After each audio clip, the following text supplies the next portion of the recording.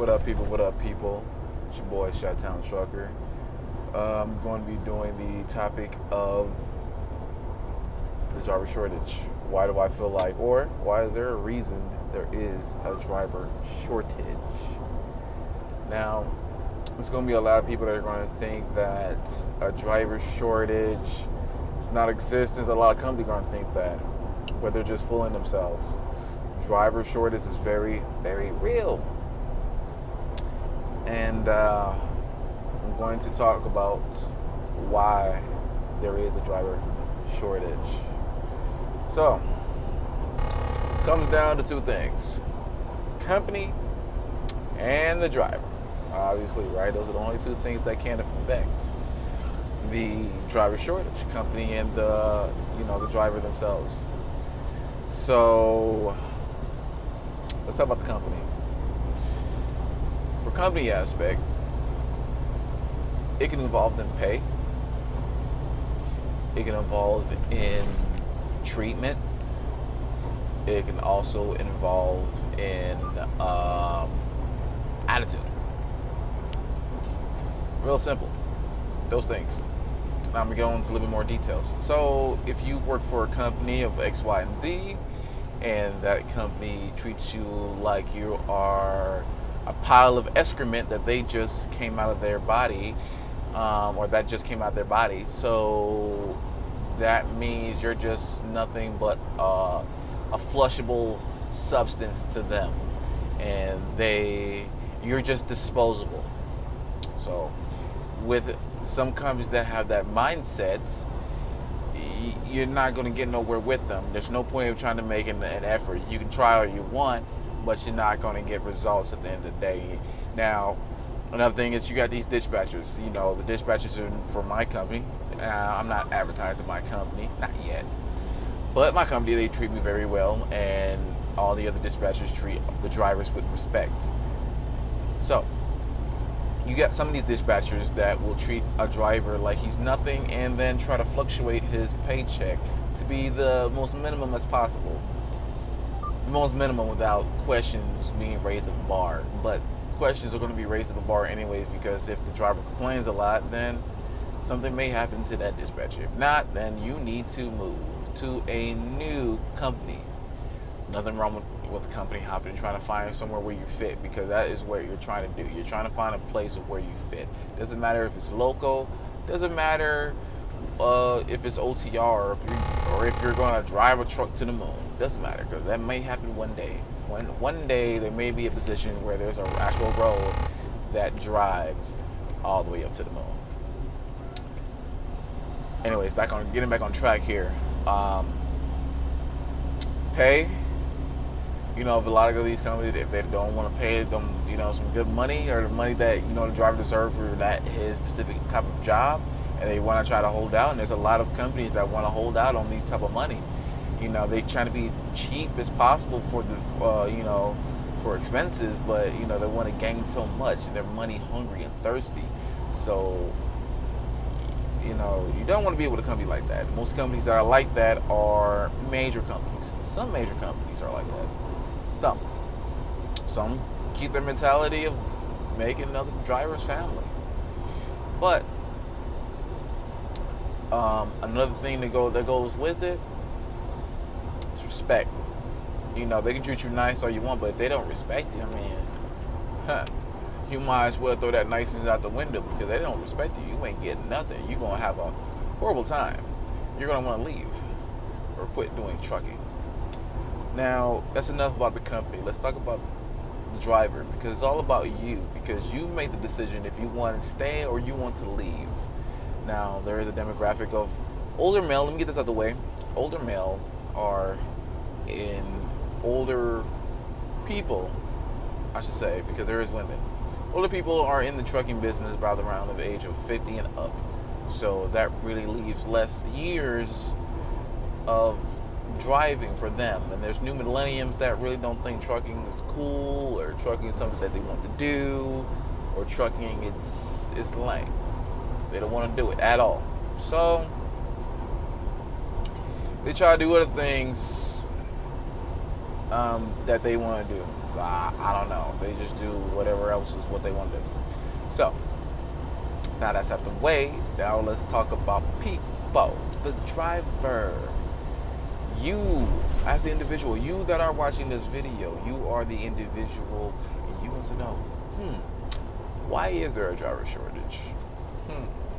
Well, driver shortage deals with you and your mental ability to be able to sit in this seat and drive these hours. If you are lazy, if you are cray-cray, or if you have any other issues that you have in your mind or in your brain, then you need to not come to trucking, because there's going to be a whole lot more other things that's going to come in. It's going to trigger you, for one. What else? I'm trying to think. What else? I don't know if there's anything else that I'm missing, really.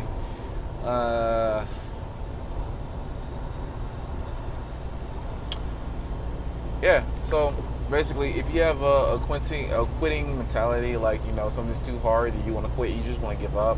A lot of drivers have that. It's another thing that's causing driver shortage, because there's a lot of new drivers, or drivers that are just starting out, newbies that are coming out, and they get into a situation where it's too hard and they can't do it, and they don't have that mentality to keep working at what they're doing, and what they started to perfect their mistakes. So they leave. That, or some of these drivers do dumb things. They still smoking. They're still drinking. They're still doing illegal things, and so they lose their driver's license. So that's another fact that comes into play. They get caught up into these things that a professional driver wouldn't really get himself or herself into. So, that's the main real reason why there is a driver shortage. Like, there is no ifs, ands, or buts. It's between two variants of people. You got the company and you got the driver. Mainly the driver. It's all about your mental. If you don't like a company, drivers can shut down a company just by not working for them. Work for somebody else. All of them did that. Then that company would go down the drain if you don't like it. A driver can voice his or her opinion. If enough of them come together, then the company has to listen. They have to listen, regardless. And then becoming an owner op, it's just gonna, it's gonna be a whole lot more hectic on that end and on that part. But yeah, there is a good amount of driver shortages, which equals more freight, which also equals more chances and more ways to make more money in different parts of the field. That's a plus in a way. A downside is that you got companies, since they really can't find these seats or put butts in these seats when these autonomous trucks come out. These companies are really going to look like it's their final and only option, because other drivers are not coming in and doing what they need to, and actually doing, the stuff. Because a lot of drivers get fired. Let's be honest. A lot of drivers get fired, they leave, they quit. That's the driver shortage. But it's mainly on the company, because it's the company's job to train the individual and how to operate a heavy machinery, because a truck is a heavy machinery. Yes, it is a vehicle, but it's also a heavy machinery. And if you don't have the skill sets and the mindset to operate this heavy machinery, then guess what? You're not fit to do this. Don't treat it as a vehicle. Treat it as you're controlling everybody else's life. You are the Grim Reaper rolling down on 18 wheels. Okay? That is exactly what you are. The Grim Reaper on 18 wheels. You might as well just have your truck just labeled the Grim Reaper. I might do that for my truck when I get one. Just label it the Grim Reaper, because I control people's lives. If I just want to side swipe, that's it. But yeah, anyways, off topic. That's a lot of rambles. But don't want to make the video any longer than it's going to be. Keep it around 10 minutes. Other than that, my name has been Chi-Town Trucking, or Trucker. And this has been your educational video from the 411. All the information and links to everybody's channel will be in the description down below. Please don't only just look at the 401, actually check out everybody else's channel. And because we got a whole bunch of information that we're going to be putting out and that we're going to be doing. I know for me personally, you know, I got some news that I'm going to explain on my channel pretty soon myself. So I've been kind of busy trying to hustle up some money real quick, trying to be on the hustle status. Once I get done with that, then I'm good to go. So, that being said, peace and adios, amigos.